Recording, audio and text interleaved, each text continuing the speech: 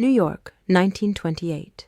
Inside the stone walls of Sing Sing prison, midnight draws near.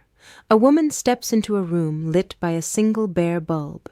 Her wrists tremble ever so slightly against the leather straps. In the hush, a guard reads the final rites. Then, flash, a blinding burst of light fills the chamber. In that instant, a covert camera captures what no one was meant to see, a photograph of a life ending. The next morning, splashed across front pages, the world would see that blurred, grisly image of Ruth Snyder's final moment in the electric chair. The headline screamed one word, "Dead." It sold out in 15 minutes. They call it the camera eye case, the first time the camera's unblinking eye witnessed an execution. But long before that flashbulb lit up Sing Sing, a darker story had already unfolded. Our story begins in Queens Village, New York, a picture of American domesticity on the surface. Ruth Brown was a lively young woman from Manhattan, a social butterfly born to a working-class Scandinavian family. In 1915, at just 19, she caught the eye of a respectable suitor, 32-year-old Albert Snyder, art editor at a boating magazine. He was her first real gentleman friend, and she didn't hesitate when he proposed. By 1925, the Snyders had a comfortable house, a car, a little daughter named Lorraine, and money in the bank, everything a woman of that era was supposed to want. But appearances deceive, mon cher. Behind those drawn curtains, their marriage was a lonely sham. Ruth was vivacious and fun-loving, one of the boys to her friends, while Albert was moody, controlling, and cruel. He even resented their child for being a girl instead of a boy. And looming over Ruth's life was the ghost of Albert's former fiancée, Jessie Guichard, the finest woman he ever met, whose portrait hung on the wall over his marriage bed and whose name graced his boat. In Albert's eyes, Ruth could never measure up to a ghost. If this sounds like the setup for a pulp crime novel, you're not far off. In fact, years later, this very case would inspire the classic noir double indemnity. Accident insurance? Accident insurance? Sure, Mr. Dietrichson. Wish you'd tell me what's engraved on that anklet. Just my name. As, for instance? Phyllis. Phyllis, huh? I think I like that. But you're not sure. I'd have to drive it around the block a couple of times. Mr. Neff, why don't you drop by tomorrow evening around 8:30? He'll be in then. Who? My husband. You were anxious to talk to him, weren't you? Yeah, I was, but I'm sort of getting over the idea, if you know what I mean. And like any good noir, into this unhappy home walked temptation. Enter Henry Judd Gray, a traveling corset salesman from New Jersey. In 1925, Ruth, 30, and starved for affection, met 34-year-old Judd Gray. The chemistry sizzled. Both were married, but in secret hotel rooms and Manhattan gin joints, Ruth and Judd ignited a passionate affair. She called him Bud, and he called her Mommy in their illicit letters. Before long, Ruth started spinning a deadly scheme. She wanted out of her marriage permanently, and she wanted to cash in while she was at it. She persuaded Albert to sign a hefty life insurance policy, $48,000 worth, with a double indemnity clause that would pay out double if he died by violent accident. Nearly $100,000 dangled on her husband's head. All she needed was the accident, and for that she insisted on Judd Gray's help. Now, mon amour, Judd wasn't exactly a natural-born killer. At first, Judd balked, but Ruth was persuasive. Under her sway, he ceded. She would place her face an inch from mine and look deeply into my eyes until I was hers completely, he said later. She hypnotized my mind, gaining control by slapping my cheeks with her hands. Yes, he actually said that to the press, painting himself as a man bewitched, helpless under the spell of a femme fatale. And so the lovers conspired. Ruth tried at least 7 times to kill Albert before they finally succeeded. There were clumsy attempts, tampering with his car, poisoning, who knows what else. But fate, it seemed, had spared Albert Snyder again and again. Until one bleak night in March 1927, when Ruth's murderous plans would finally bear fruit.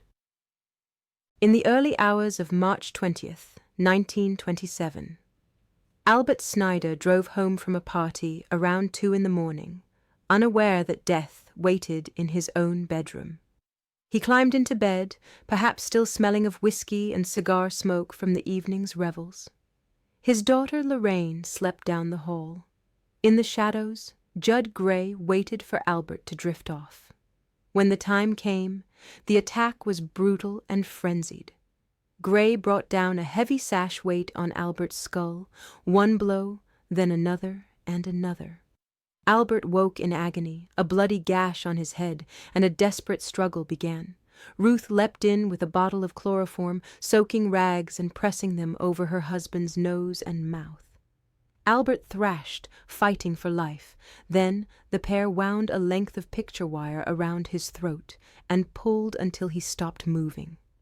When it was over, they staged a burglary, overturned chairs, drawers rifled through. They bound Ruth's hands loosely, gagged her, and left her by the kitchen door. Judd Gray slipped out into the night, leaving Ruth to play the part of the terrified wife who had narrowly survived a home invasion. Sunrise found Ruth Snyder moaning on her kitchen floor, claiming she'd just woken up from a blow to the head. She spun a chilling tale for the police. 2 large, dark intruders. Giant Italians, she said, had burst in, knocked her unconscious, and outraged her home. They had stolen jewelry, killed her husband in cold blood, and vanished into the night. It was a vivid story, and Ruth played the part of the shaken, damsel in distress widow. For a moment it almost seemed she might get away with it. But detectives saw through her act almost instantly. From the moment detectives arrived at 9324 Queens Boulevard, they smelled something foul, and it wasn't just the chloroform. The crime scene didn't add up. For one, Mrs. Snyder's supposed head wound from the robbers was little more than a tiny bruise. She looked far too comfortable for someone allegedly knocked out cold. And those stolen jewels? Detectives found Ruth's pearl necklace and other valuables hastily stashed under her mattress within hours. Not exactly criminal mastermind behavior. As investigators combed through the house, more red flags fluttered. A window was open, but there was no sign of forced entry. The house had an amateur hour mess rather than genuine ransacking. In the cellar, wrapped in an old newspaper, they discovered the 5-pound sash weight still stained with blood and hair, the very instrument of Albert's doom, carelessly hidden away on sight. And perhaps most damning of all, on the bedroom floor lay a small gold pin engraved with initials, J.G. Ruth had an answer for everything, until she didn't. She claimed the pin belonged to her husband's dear departed fiancé, Jesse Guichard, as a keepsake. But when a savvy detective casually asked, "What about Judd Gray?" our grieving widow blanched. Caught off guard, Ruth blurted out, "Has he confessed?"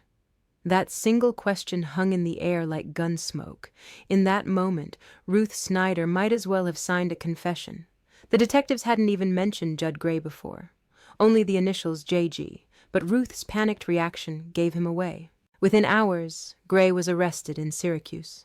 He confessed in full, painting Ruth as the evil puppeteer, claiming he was just a lovesick fool ensnared by her wiles. Meanwhile, Ruth, confronted with Gray's capture, clammed up and claimed he alone must have done the killing. The lovers who had once whispered endearments were now spitting accusations, each scrambling to blame the other. By Tuesday morning, March 22nd, 1927, New York's papers blared the sensational news. The housewife and the corset salesman, lovers turned conspirators, had been arrested for the cold-blooded murder of Albert Snyder. The public was stunned and riveted. Little Lorraine Snyder, just 9 years old, was left effectively orphaned, taken in by relatives as her mother, and the man she called Uncle Judd, headed to trial. The stage was set for one of the most sensational trials of the decade, and the tabloids were positively salivating. The trial of Ruth Snyder and Judd Gray opened in April 1927 and became an overnight media circus. Every sordid detail of the dumbbell murder, as one columnist mockingly, was splashed across front pages. The public couldn't get enough. People lined up for hours hoping to snag a seat in the courtroom. 1,500 spectators packed the gallery every day, while up to 2,000 more milled outside on the New York streets, straining for any scrap of news.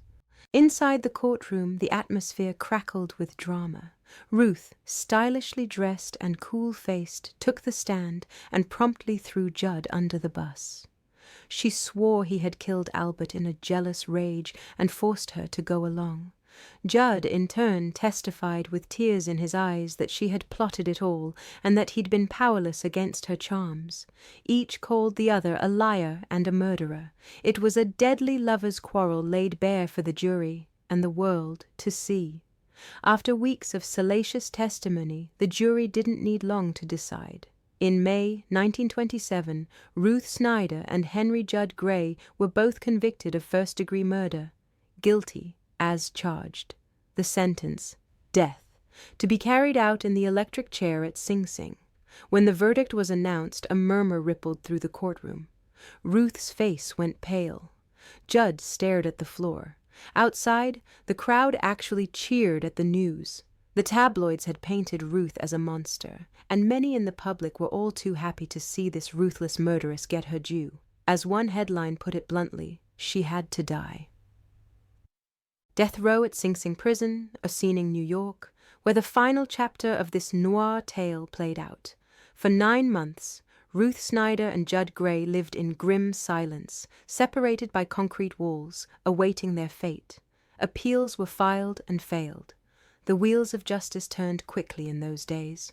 By the start of 1928, the date was set, January 12, 1928, a double execution before midnight. That winter night, crowds of curious onlookers gathered in the cold outside Sing Sing's gates. Hundreds of people, from everyday folk to press reporters, milled in the darkness, waiting. Some had traveled hundreds of miles just to be near the prison walls when it happened. You could hear men shouting curses at Ruth's name, while others brought their children as if to a spectacle. It was as if the whole country watched the clock, counting down to an execution as they might to New Year's Eve. Inside, at 11 p.m., Ruth Snyder was prepared for the end. In the front row, among the official witnesses, sat a man. His name was Tom Howard, a news photographer on a secret mission. Cameras were strictly forbidden in the execution chamber, but the New York Daily News was determined to get an exclusive. Howard had a miniature camera strapped to his ankle, hidden by his pant leg.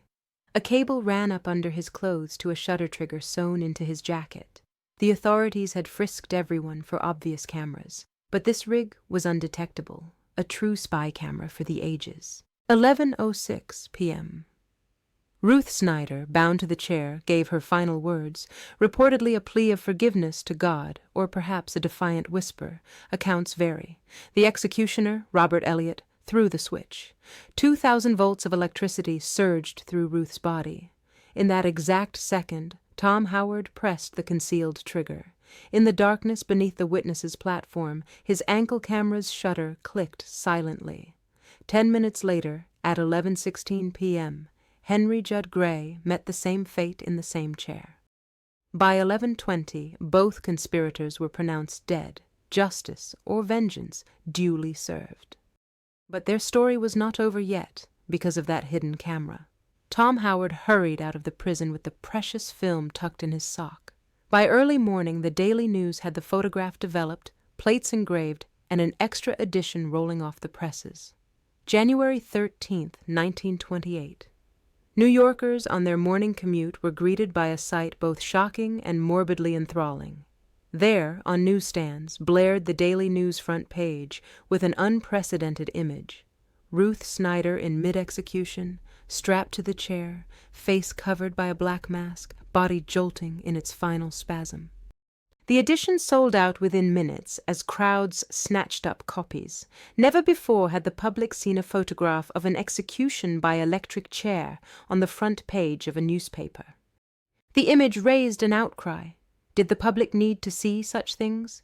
Did it deter crime, or simply feed a ghoulish curiosity? These questions lingered for decades. The house on Queens Village has long since gone quiet. A little girl grew up an orphan, far from the spotlight. and the newspapers have yellowed with age. But that famous photograph, it remains a testament to how a moment of passion and betrayal ended in a moment of electrified infamy. Some truths, may shares, are stranger and darker than any fiction, and some images once seen can never be unseen. This has been Vivienne Marlowe, unveiling the secrets behind the shadows for Shadows and Silk. Until next time, stay careful. You never know when the camera's eye is watching. Good night.